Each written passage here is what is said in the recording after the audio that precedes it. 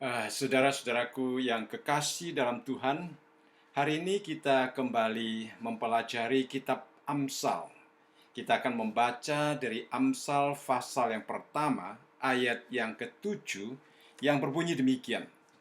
Takut akan Tuhan adalah permulaan pengetahuan, tetapi orang bodoh menghina hikmat dan didikan. Ayat ini mencatat dua macam manusia yang berbeda. Yang satu disebut sebagai orang yang bijaksana, orang yang memiliki hikmat. Sedangkan yang lain disebut sebagai orang bodoh, orang yang menghina hikmat dan didikan. Dan kita diberi kesempatan untuk memilih menjadi orang yang bijaksana ataupun menjadi orang yang bodoh. Nah, untuk menjadi orang yang bijaksana, kuncinya adalah hidup takut akan Tuhan. Dalam Amsal pasal yang ke-9 ayat yang ke-10 juga berbunyi demikian. Permulaan hikmat adalah takut akan Tuhan dan mengenal yang Maha Kudus adalah pengertian. Orang yang takut akan Tuhan mengakui bahwa Tuhan berdaulat penuh di dalam kehidupannya. Dia percaya bahwa Tuhan adalah pribadi yang menciptakan segala sesuatu di surga dan di bumi dengan hikmat-Nya. Allah yang benar, yang menopang alam semesta. Allah di atas segala Allah yang harus disembah, Allah yang layak menerima hormat dan puji. Baginya, segala Allah bangsa-bangsa adalah hampa, tetapi Tuhanlah yang menjadikan langit. Keagungan dan semarak ada di hadapannya, kekuatan dan kehormatan ada di tempat kudusnya. Istilah takut di sini berbeda dengan konsep ketakutan.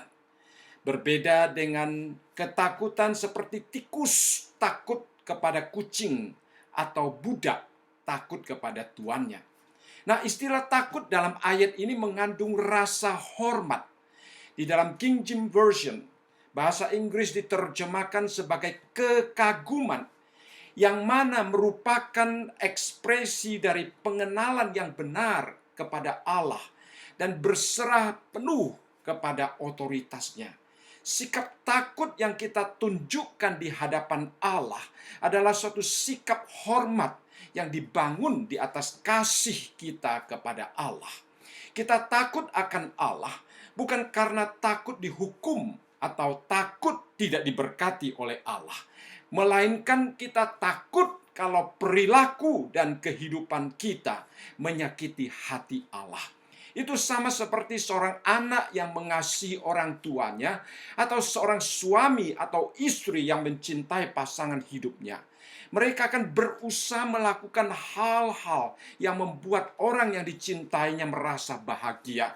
Mereka tidak berani atau takut melakukan sesuatu yang bisa merusak hubungan mereka, karena mereka tidak ingin melihat orang yang dicintainya sedih. Nah, demikian pula sebagai umat Allah, kita hidup takut akan Tuhan. Kita berusaha melakukan apa saja yang diperintahkan Allah supaya kita dapat menyenangkan hatinya. Ini merupakan kunci untuk menjadi orang yang bijaksana. Nah, istilah kebijaksanaan di dalam kamus diterjemahkan sebagai suatu kepandaian menggunakan akal budinya, termasuk pengalaman dan pengetahuan yang diperolehnya, atau suatu kecakapan bertindak apabila menghadapi kesulitan dalam hidupnya dan sebagainya.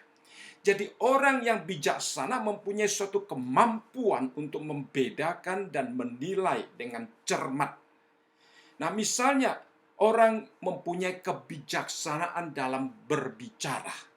Nah, seperti Amsal pasal yang ke-26 ayat yang keempat sampai ayat yang kelima berbunyi demikian.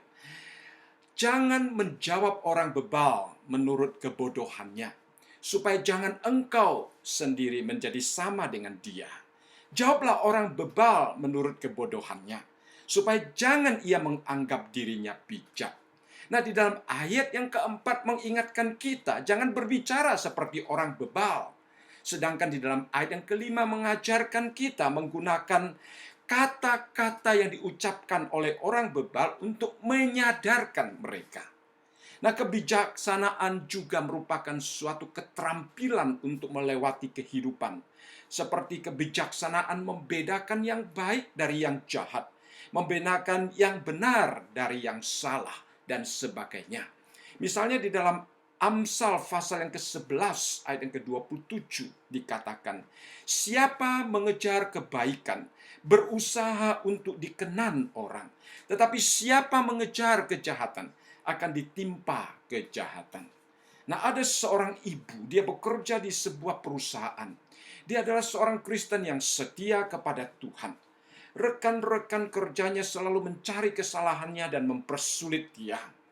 Dia merasa sedih sekali dengan lingkungan kerja yang demikian. Dia selalu dikuatkan oleh ibunya yang juga adalah seorang Kristen yang setia. Tetapi tekanan-tekanan yang dia alami di tempat kerjanya begitu berat sehingga dia merasa tidak kuat menghadapinya. Suatu hari dalam meditasi dia membaca pengalaman Yusuf. Kata-kata yang Yusuf ucapkan dalam Kejadian pasal yang ke-50 ayat yang ke-20 begitu berkesan dalam hatinya. Dan dia merenungkan kata-kata itu di dalam hatinya yang berbunyi demikian. Memang kamu telah mereka-rekakan yang jahat terhadap aku, tetapi Allah telah mereka-rekakannya untuk kebaikan, dengan maksud melakukan seperti yang terjadi sekarang ini, yakni memelihara suatu bangsa yang besar. Dia merenungkan kata-kata ini, dan pengalaman Yusuf dipakai oleh Tuhan untuk berbicara kepada dia. Dari pengalaman Yusuf dia belajar hidup takut akan Tuhan, yaitu menyerahkan diri kepada kedaulatan Tuhan serta tetap setia kepada Tuhan dan melakukan apa yang diperintahkan oleh Tuhan. Nah, dengan melakukan hal yang demikian, dengan menyerahkan dirinya kepada Tuhan, dengan hidup takut kepada Tuhan, hatinya diberkati Tuhan dengan sukacita yang luar biasa, dan hidupnya diberkati Tuhan dengan kebahagiaan yang luar biasa, walaupun suasana di tempat pekerjaan tidak berubah. Nah, karena ada damai dan sukacita dalam hatinya, maka dia dapat berpikir dengan lebih baik dan bekerja dengan lebih produktif. Sedangkan rekan-rekan yang iri hati terhadapnya, yang mencoba menekan dia, dalam hati mereka tidak pernah memiliki damai dan sukacita. Bahkan pekerjaan mereka juga terganggu karena hati mereka yang tidak memiliki damai dan sukacita itu.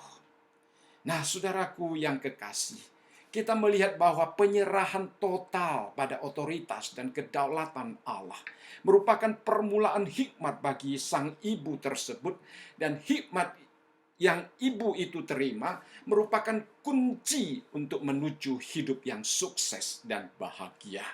Saudaraku yang kekasih, firman Tuhan adalah iya dan amin. Apa yang Tuhan janjikan pasti digenapi. Jika kita hidup takut akan Tuhan, Tuhan pasti menganugerahkan hikmat dan kebijaksanaan kepada kita sebagai suatu keterampilan untuk menghadapi dan menyelesaikan segala masalah dan situasi yang kita hadapi di dalam setiap aspek kehidupan kita. Kiranya Tuhan memberkati saudara sekalian dengan hati dan hidup yang takut akan Tuhan. Amin.